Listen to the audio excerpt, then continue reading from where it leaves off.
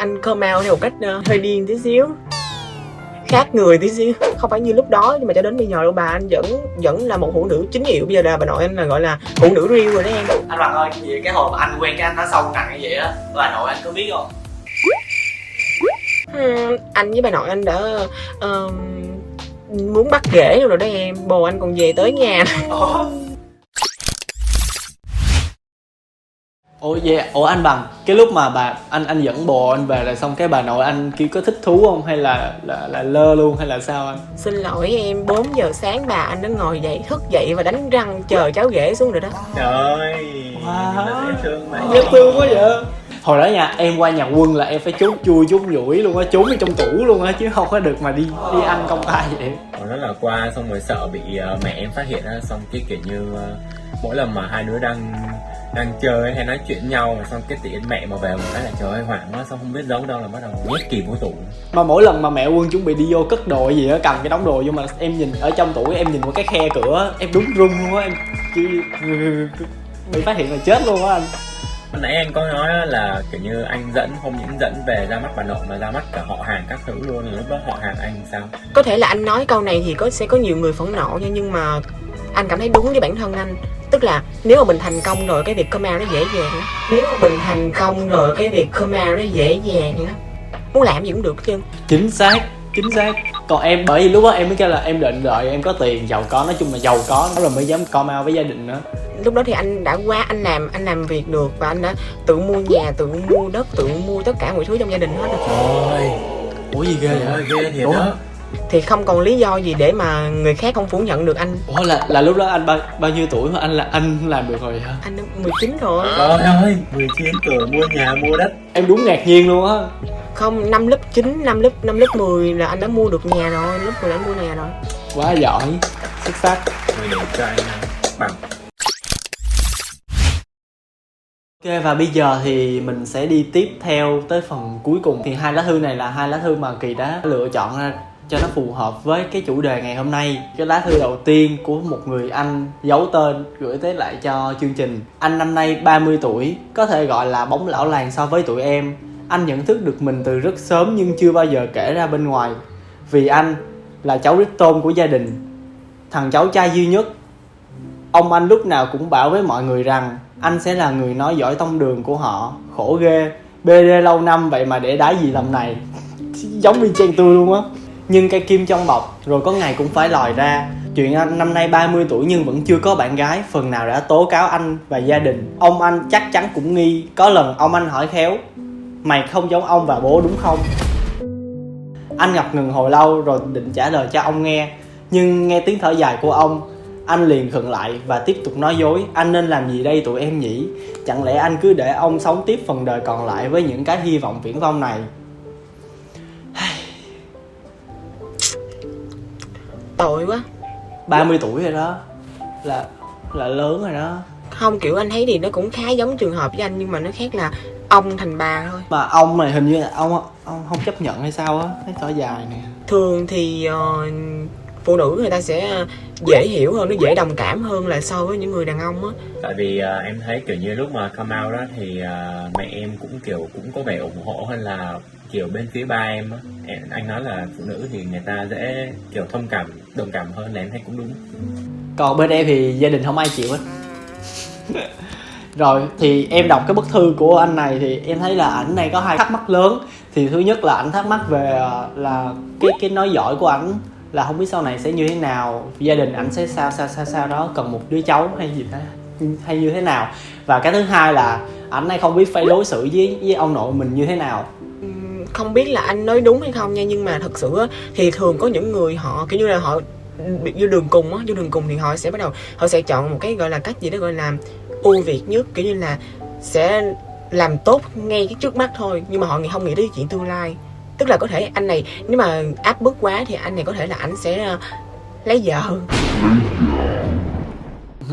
Cái đó là làm khổ cho mình rồi đó, và khổ cho người khác.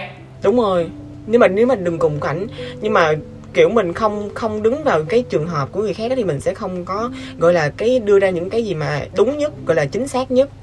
Nên là kiểu chỉ dám chúc anh thôi, chúc anh là kiểu sau này ông của anh sẽ chấp nhận anh và kiểu như là sẽ sống vui vẻ với anh trong cái khoảng đời còn lại.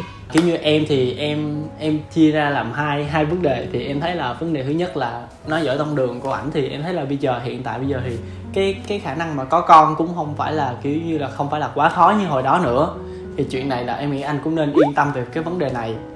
Cái vấn đề thứ hai là vấn đề về ông nội của anh come out với ông nội anh thì ông nội anh sẽ buồn luôn, kiểu như là không chấp nhận được hoặc là sẽ tức giận quá, không nên come out. Còn nếu mà come out được thì mà kiểu như đau một lần mà đau luôn á, mà về sau không có đau nữa thì nên làm. Tức là mình cứ giữ cái chuyện đó vậy thôi cho tới khi nào mà ông nội sống trọn vẹn một cuộc đời tươi đẹp của ông nội thì mình hẳn come out. Thì em thấy là giống như là cái anh này có thể trò chuyện tâm sự được với ông, bù vô những cái khoản chi thiếu đó mà mình không làm được cho ông, đúng không mọi người?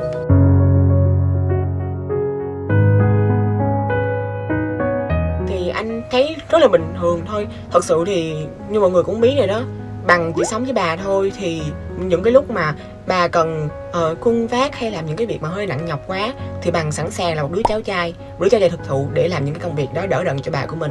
Đó là điều hiển nhiên của một đứa cháu.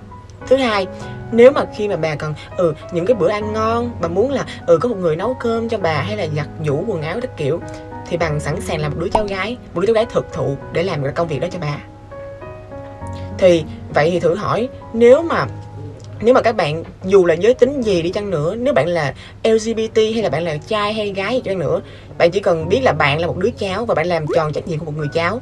Bạn biết quan tâm, bạn biết chia sẻ và bạn biết bù đắp cho bà của mình hay là ông của mình, để cho ông bà của mình nghĩ là không phải giới tính của nó là nói lên tất cả, mà là tâm hồn của nó mới là nói lên tất cả. Chính xác, đúng rồi đó, ý em cũng vậy đó, là giống như mình bù đắp lại được cho ông bà cái những nhiều cái khác, chứ không phải là mình sẽ phải nói giỏi đông từ đường là đã làm cái bù đắp đó không. Còn Quân thì sao? Còn về ý em á thì em nghĩ là anh nên come out. Ý là bây giờ dù sao anh cũng là 30 tuổi rồi, mà bây giờ là cũng là cái lúc mà kiểu như bắt đầu người ta sẽ nghĩ là đến việc kiểu như công việc rồi gia đình các thứ ấy, cho nên là em nghĩ nếu bây giờ mà anh không come out bây giờ ấy thì thể nào về sau chuyện mà anh là gay thì ông rồi gia đình anh cũng sẽ biết thôi, đó là chuyện sớm muộn. Kiểu như em chắc chắn đó là tại vì đến cái độ tuổi này mà vẫn không cưới vợ thì chắc chắn người ta sẽ bắt đầu hoài nghi, và dù có giấu đi nữa thì về sau cũng sẽ bị phát hiện ra. Còn nếu không á, anh mà làm theo cái cách kiểu như là anh muốn cho ông anh vui bằng cách là anh sẽ cưới vợ, xong bắt đầu về sau anh lại sinh con đẻ cái các thứ, thì về sau ấy kiểu như anh làm thế thì anh vừa kiểu không được vui, là anh vừa tự làm cho anh buồn, bản thân mình buồn. Xong rồi về sau giả sử về sau anh chịu hết nổi rồi, xong rồi lại ly dị các thứ, thì con cái của anh cũng sẽ tiếp tục lại bị kiểu ảnh hưởng về việc ly dị của bố mẹ. Xong rồi kiểu như ông của anh hay là gia đình anh cũng thấy buồn theo, là anh cũng lại làm ảnh hưởng đến người khác cũng buồn tiếc. Xong rồi cái người mà anh cưới về làm vợ thì họ sẽ không biết là anh là gay, xong về sau họ cũng biết, thế thì coi như là anh đang làm tổn thương rất là nhiều người, không chỉ riêng mình anh. Cho nên em nghĩ là tốt nhất là vẫn nên come out bây giờ thì ok hơn.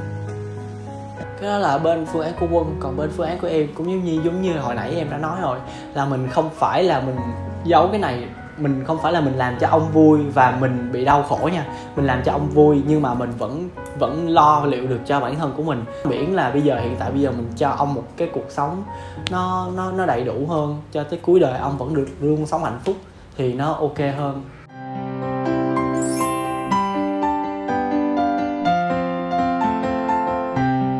Ok, có một cái bức thư thứ hai nữa mà em vừa mới lọc ra hồi nãy, thì em thấy được là cái bức thư này nó rất là trùng hợp với anh Bằng, cho nên là em xin anh Bằng đọc cái bức thư này cho mọi người nghe. Ok, thì bây giờ Bằng sẽ đọc giùm hai bạn MC nha các bạn.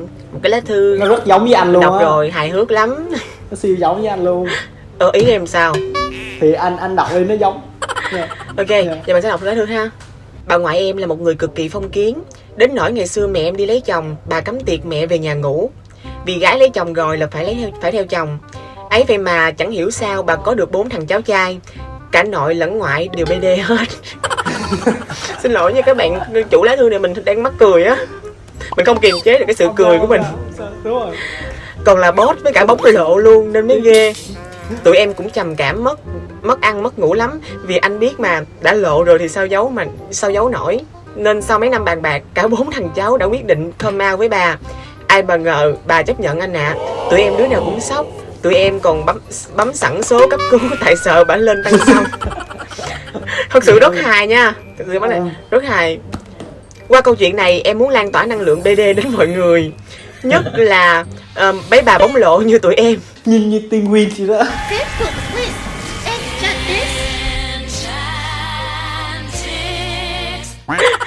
Ráng mà cơm ao một lần để sống cho khỏe mấy bà ơi.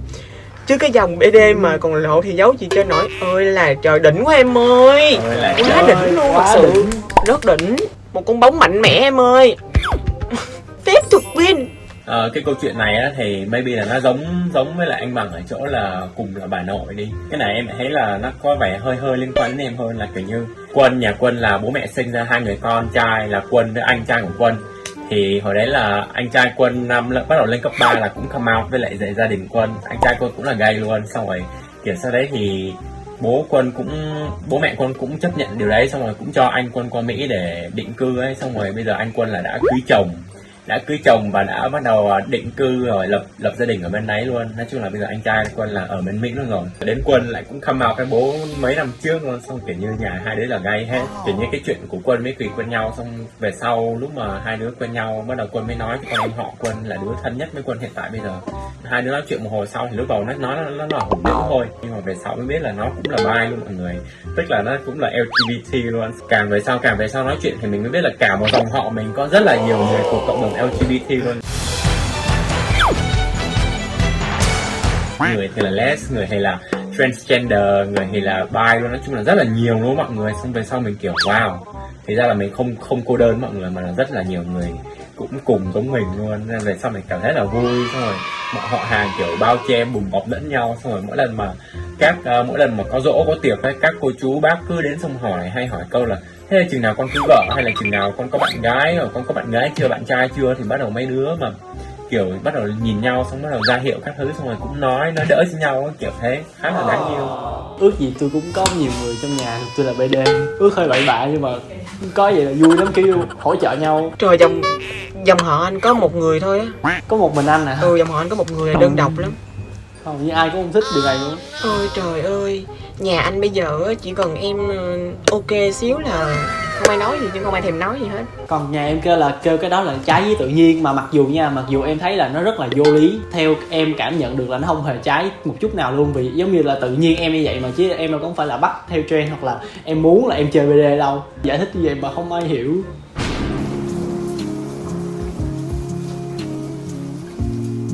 BD tự nhiên. BD tự nhiên chứ tự nhiên thích vậy đó.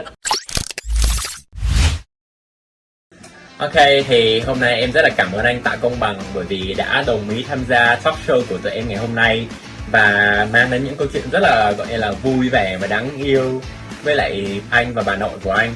Cho nên là em chúc là anh và bà nội sẽ luôn luôn hạnh phúc nè, vui vẻ nè, có thật nhiều sức khỏe trong cái mùa dịch lần này nha. Thì các bạn ơi, qua chương trình này Bằng nhận lời tham gia không phải là gì Bằng được lên sóng hay làm này nọ cùng với các bạn hot đáng yêu hôm nay. Nhưng mà qua cái chương trình này thì Bằng muốn lan tỏa cái năng lượng tích cực từ Bằng và bà, những cái câu chuyện có thật đến từ Bằng và bà nội. Mong là các bạn sẽ kiểu như là dễ dàng come out hơn và có cái sự tự tin hơn đối với cái giới tính, cái xu hướng tình dục của mình.